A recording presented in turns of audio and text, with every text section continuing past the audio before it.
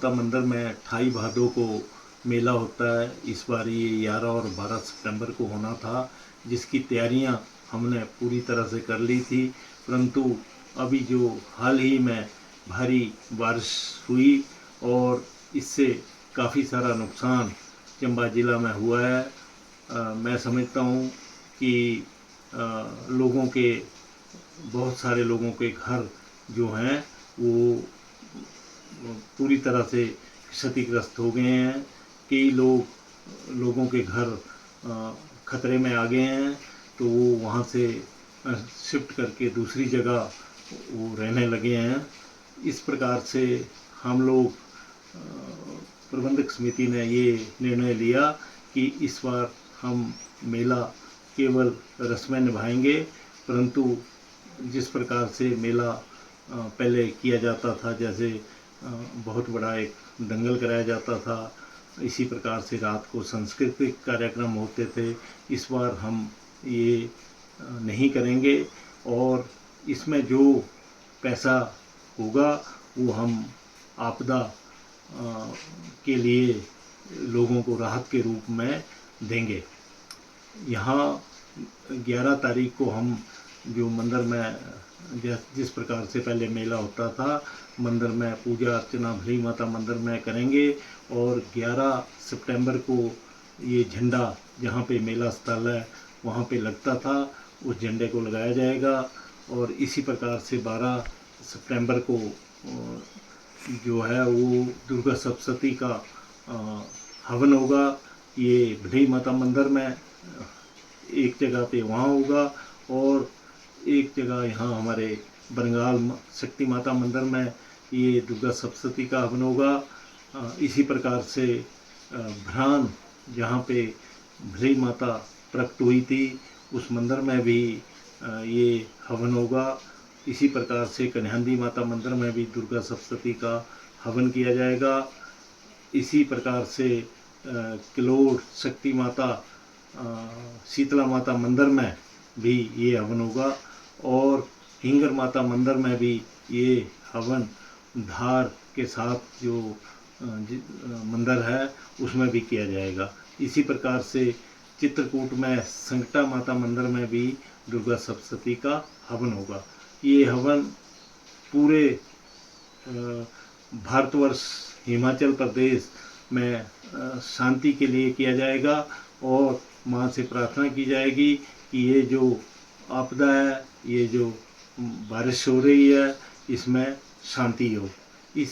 इसी प्रकार से हम लोग 12 तारीख को जो ये जहाँ माता का प्रकट स्थल है वहाँ से जिस प्रकार से माता का शोभा यात्रा भली माता मंदिर में आती थी, उसी प्रकार से हम इसको भली माता मंदिर शोभा यात्रा लेंगे।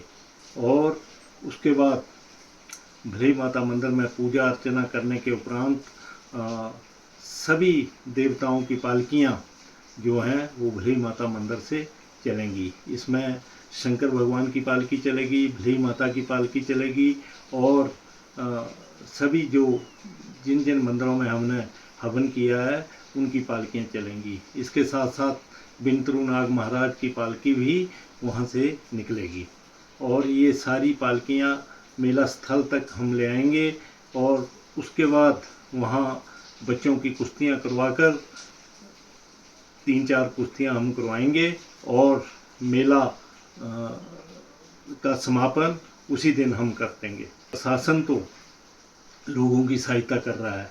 हमारे माननीय मुख्यमंत्री जी भी अभी चंबा में आए थे, इनके साथ माननीय जो हमारे जगत सिंह नेगी जी हैं मंत्री, वो भी पैदल चल के भरमौर गए थे लोगों के ये आपदा के लिए।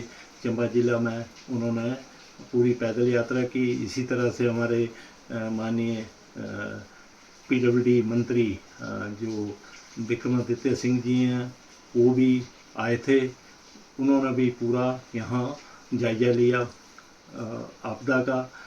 तो हमारे जितने भी हमारे यहाँ के प्रशासन के अधिकारी हैं, जिलाधीश महोदय हैं, हमारे एसपी साहब हैं, एसडीएम साहिबान हैं, जितने लोग हैं उन्होंने यहाँ पे युद्ध स्तर पर, चाहे वो तहसीलदार हैं, चाहे हमारे नायब तहसीलदार हैं, हमारे पीडब्ल्यूडी के हमारे एससी साहब हैं, हमारे पीडब्ल्यूडी के सभी एक्सियन हैं, इसी तरह से बिजली विभाग के एससी साहब, बिजली विभाग के हमारे जितने भी एक्सियन एसडीओ और सारे जो कार्यकर्ता हैं काम करने वाले, इसी प्रकार से हमारे ये आईपीएच विभाग के पानी की व्यवस्था करने के लिए सभी लोग एकजुट होकर इस आपदा की घड़ी में लगे हुए हैं। तो मैं इन सब का भी धन्यवाद करता हूँ। हमारे विधानसभा अध्यक्ष श्री कुलदीप पठानिया जी, वो भी इस आपदा की घड़ी में लोगों के संपर्क में हैं। हमारी पूर्व शिक्षा मंत्री श्रीमती आशा कुमारी जी, वो भी पूरे एरिया में अपने क्षेत्र में लोगों से मिल रही हैं। इसी प्रकार से हम जितने भी लोग हैं सब मिलजुल के लोगों को राहत प्रदान करने में लगे हुए हैं। मंदिर प्रबंधक समिति ने ये निर्णय लिया है कि जिन जिन लोगों के घर क्षतिग्रस्त हुए हैं या जो लोग कहीं दूसरी जगह पे रह रहे हैं, उन सबको प्रबंधक समिति 3-3 हज़ार रुपये का राशन मुहैया कराएगी। इसी प्रकार से जिन लोगों की गौशाला गिरी है और वहाँ उनका कोई माल मवेशी दबकर मर गया है, उनको 5,000 रुपये प्रबंधक समिति मुहैया कराएगी। जिनके घर गिर गए हैं उनको फौरी सहायता के तौर पर 5,000 रुपये प्रबंधक समिति की ओर से मुहैया कराया जाएगा। इसी प्रकार से जहाँ पे हमारे एक नडल में बताया जा रहा है कि एक हमारी जो महिला है वो भी दब कर मर चुकी हैं, तो जब उनकी बॉडी मिल जाती है और पता लग जाता है तो उनके बच्चे को भी हम 10,000 रुपये मुहैया कराएंगे। तो ये तो एक फौरी सहायता के रूप में हमने ये निर्णय लिया है। तो मैं आप सब लोगों से इस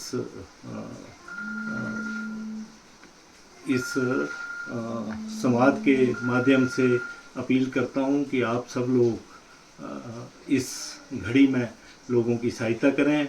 हमारे जितना प्रशासन है वो जल्दी से जल्दी राहत लोगों को पहुंचाए, और इसी प्रकार से हमारी जो सरकार है, मैं उनसे भी प्रार्थना करता हूं कि शीघ्र लोगों को राहत पहुंचाने की कृपा करें। और हमारे जो रास्ते बंद हैं वो भी अब थोड़े खुलने जा रहे हैं। लोग बड़ी मुस्तैदी के साथ रास्ते खोलने में लगे हुए हैं। मैं उन सब लोगों का भी धन्यवाद करता हूँ। जय माता दी।